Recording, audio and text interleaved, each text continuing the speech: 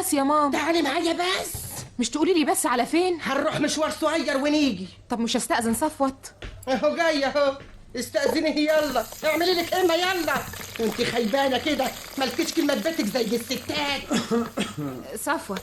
ايوه. انا نازله مشوار ويا ماما. على فين؟ على الساغه ولا الحوجالك يا اخويا. يا حماتي انا ما عايزش عليكي 1000 جنيه، لكن حرام اطوع تاجر حرامي جشع واديه قوت عيالي واخد الحاجه ام قرش بقرشين. دي حكايه انتهينا منها وخلاص، مش عايزين منك حاجه خلاص.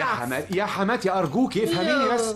ادي الجاكيته بتاعتي اهي قدامك، طلعي اللي انت عايزاه من جيبي وخديه. لا يا شيخ. لكن بلاش حكايه الرز دي. اصل التاجر لما يشوفكم مدلوقين عليه بالشكل ده يشتري ويبيع فيكم. انا راهنك ان الرز كتير ومالي البلد، لكن الدلقه بتاعتكم هي اللي عامله الازمه. عليا انا مش ناقصه بحضرات والنبي. يلا بينا يلا يا بنتي. عن اذنك يا صفوت.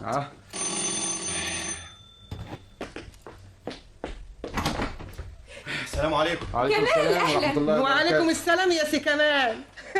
اللي جابك من البلد اللي بتشتغل فيها؟ ها؟ ست مراتك بعتك برضو؟